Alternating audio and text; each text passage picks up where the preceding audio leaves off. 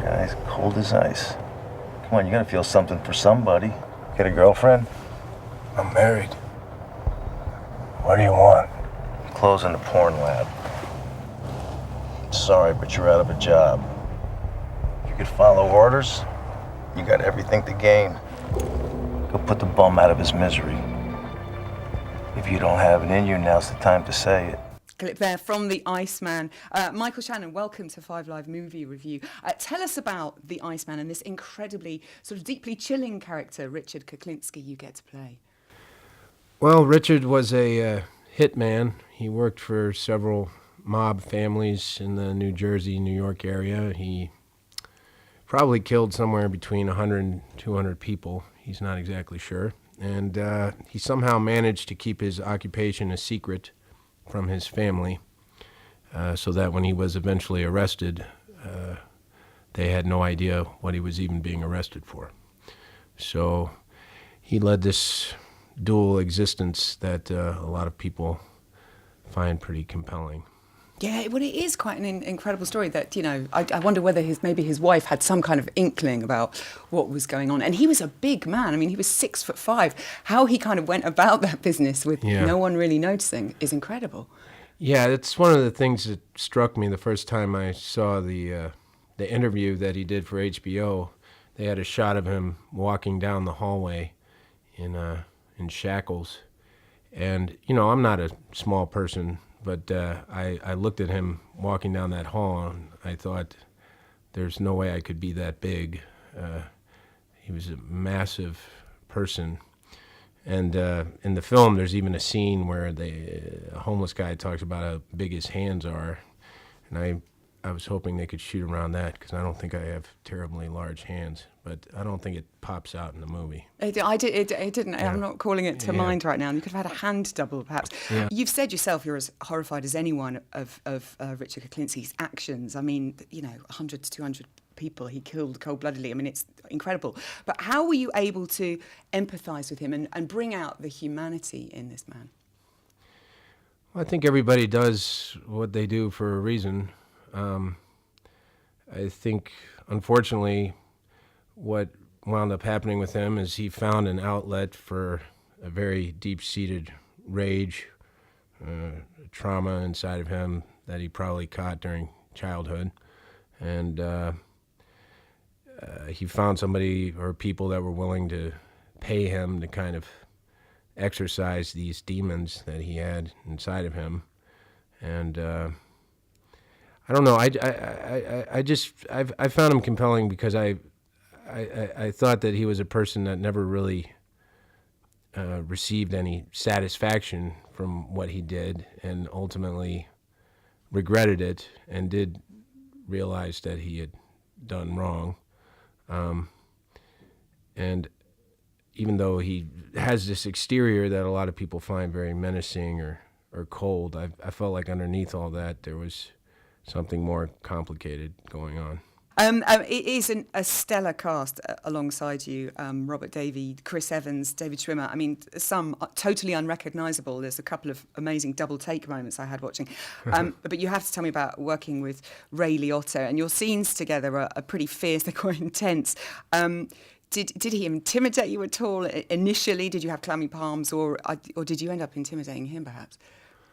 No, I was fairly intimidated by him. I mean, he's very cagey, you know. He doesn't really reveal what's going on in his head very often, and he'll do things that are very surprising during takes, and I think he really makes a conscious effort to keep you off balance. You know, the guy he was playing, a guy he plays, Roy DeMeo, is a pretty fierce character himself. So, and one of the only people that Kuklinski ever seemed to surrender any sort of authority to. So, he was He's a tough customer, yeah. Virtual Ian on Twitter says that you do tend to sort of swing towards playing psychologically demanding people. He loved you in Bug, as did Mark Kermode, actually, who this is his show. I'm just babysitting it for him. And he wanted me to ask you about working with William Friedkin, because he's one of his favourite directors. How was that experience on Bug? It was amazing. I was really honored that Billy insisted on putting me in the movie. There were producers that were interested in him considering other options, just, for financial reasons. But Billy insisted on keeping me in the picture, and I'm really grateful to him for that. One of the reasons he did that is because he saw the play and he knew that I had spent a lot of time with the characters. So he didn't really get in between me and the character very much. He just kind of trusted that I knew what to do. But he's a lot of fun to be around.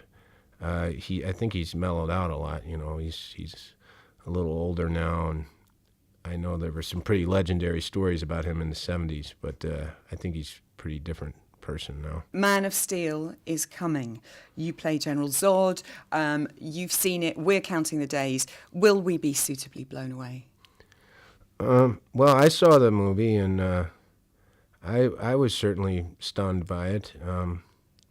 It's a lot of fun, and I think Henry was kind of born to play Superman. He's just very natural in the role, and obviously very strong individual.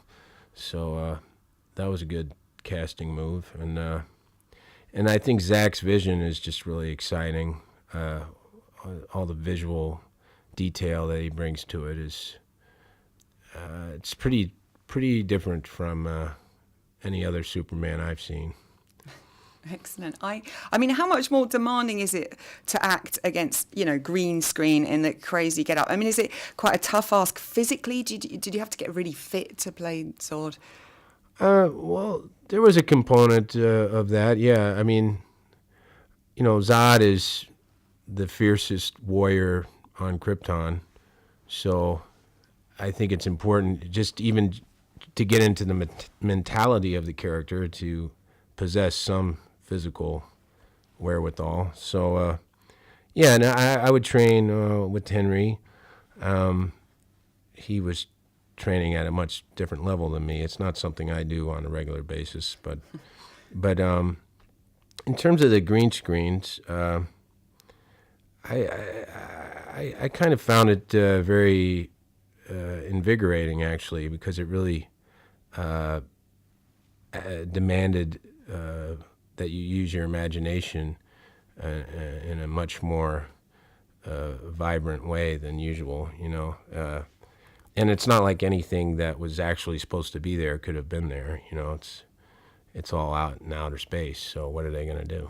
Yeah, what can they do? I'm very excited for Henry Cavill, actually, because, I mean, people have seen him on TV over here. He's in a series called The Tudors, and everyone's very proud of him, but he's still relatively unknown in Britain. Obviously, we'll all herald him and go, he's ours, fantastic, right, look at him, he's Superman as well. I think British people will actually probably be quite surprised to find out when they've seen the film that he's British at all. It's incredible. I mean, we're used to seeing you in dark, troubled roles, gloriously so. Take Shelter, Bug, Shotgun Stories, Revolutionary Road, Boardwalk Empire particularly. But we're delighted to hear, I don't know who we are, all of us, the royal we, to see that you're starring alongside Paul Rudd's Amy Poehler in David Wayne's film. Is this true, or is this a vicious rumour? No, it's not. Are you doing romantic comedy? It's not a rumor per se, but I'm not actually starring. It's more of a cameo that I did. I did a play with Paul on Broadway last year, and right before we started rehearsing, he was shooting that movie, and he asked if I would come and do a cameo, and it was a lot of fun. And Chris Maloney's in there too, who's also in Man of Steel with me, so it was nice to see him again. But I'm not starring in it, but it was a lot of fun. It was a fun day. Okay, so it's not full on comedy just yet. Yeah. I mean, an incredible, impressive body of work that you have for a young actor. I mean, there are no duds when you look past all your films. All great movies, and an astounding list of directors that you've worked with: Scorsese, obviously, Herzog, Friedkin, Jeff Nichols.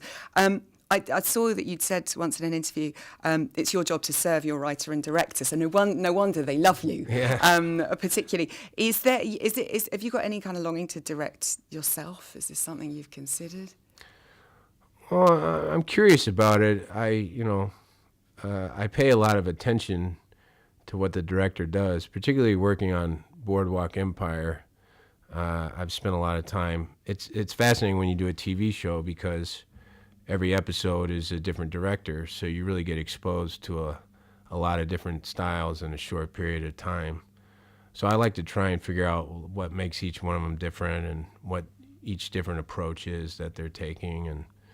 But I don't know if I've gotten up the nerve to do it quite yet. It seems like a huge responsibility. Quickly, before we're wrapping up, you're working with Sam Morton on The Harvest. Yeah, we actually wrapped that picture last winter. Yeah, she came over to New York, and we play husband and wife. That's, speaking of Grimm's fairy tale, is very much like a Grimm's fairy tale.